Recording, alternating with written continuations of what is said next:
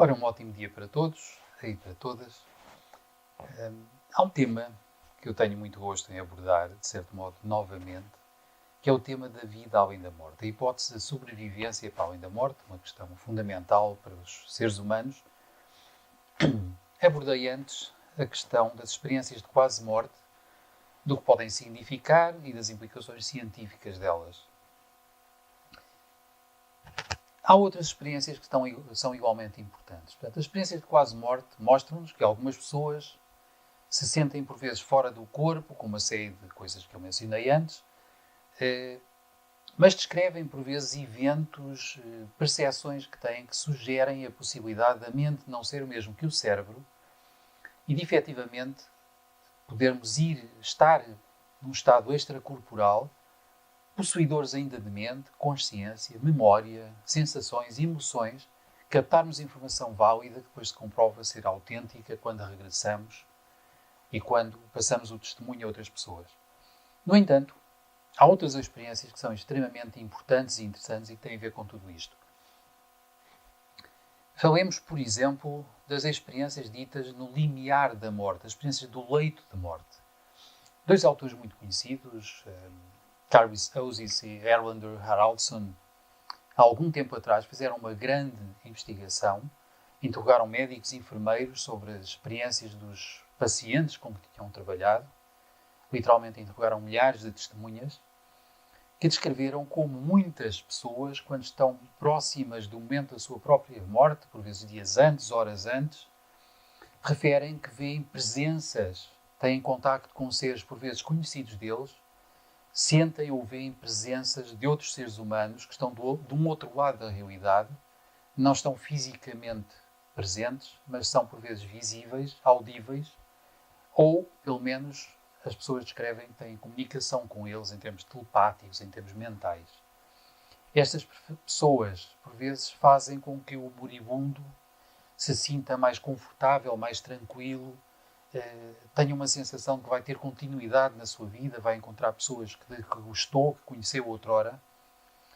E podia-se pensar, ok, isto é apenas mais uma alucinação, é uma tentativa de nos convencermos de que vamos sobreviver à própria morte, de que há vida para lá.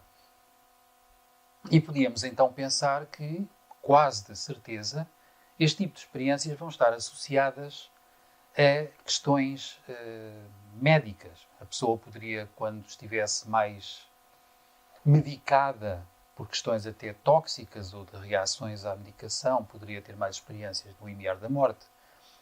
A pessoa podia ter mais perda de oxigênio e, como tal, ter problemas. A intensidade da patologia ou até do dano cerebral poderia ter a ver com surgirem mais ou menos destas experiências.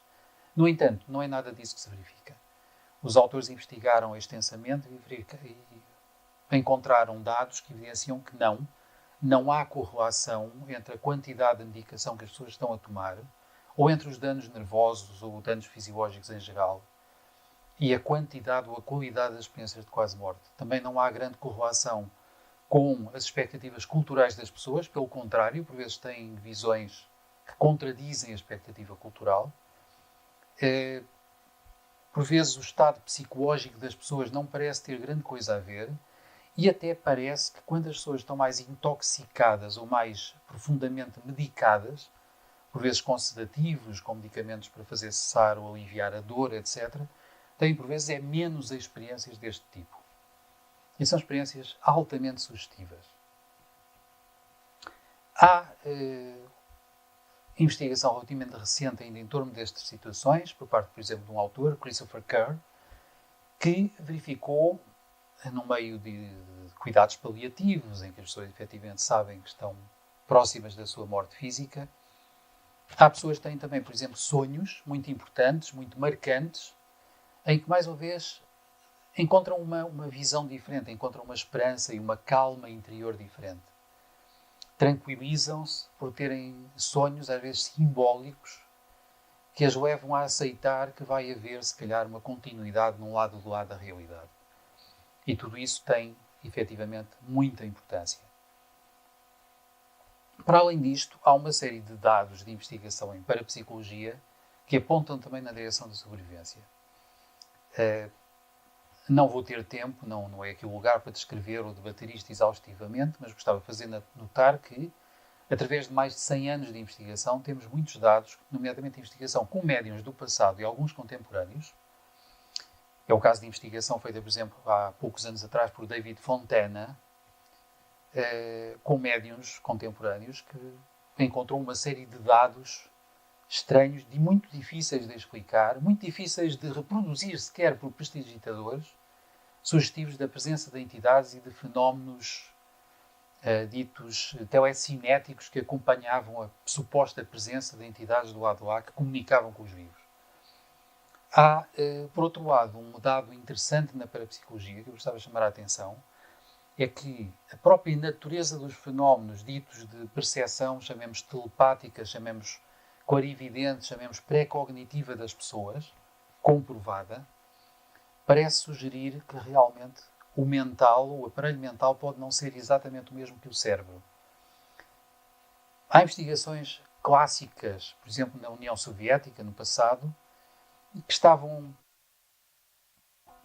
dos auspícios do materialismo dialético. Tentava-se comprovar que, sim senhor, havia fenómenos paranormais, nomeadamente comunicação telepática entre seres humanos, mas eram apenas devido a emissões físicas de ondas eletromagnéticas pelo cérebro, e, no entanto, verificou-se que, em situações em que as pessoas eram encerradas com metros, literalmente, de betão à sua volta, em caixas hermeticamente fechadas, rodeadas por gaiolas de Faraday, inclusivamente, mesmo assim conseguiam comunicar tão bem e até melhor do que antes com telepatas no exterior. Outras investigações feitas em submarinos, debaixo da calota polar e em diversas outras condições, parecem sugerir que algo na possibilidade de comunicação entre mentes humanas é independente da distância, parece ser instantâneo, parece ser também independente de quaisquer tipos de barreiras físicas. O que sugere que talvez a mente emissora, a fonte da comunicação, não seja da mesma natureza do cérebro, porque em relação ao cérebro e às todas as possibilidades de emissão conhecida por parte do cérebro, é fácil concebermos e construirmos obstáculos materiais que possam interferir ou perturbar a comunicação.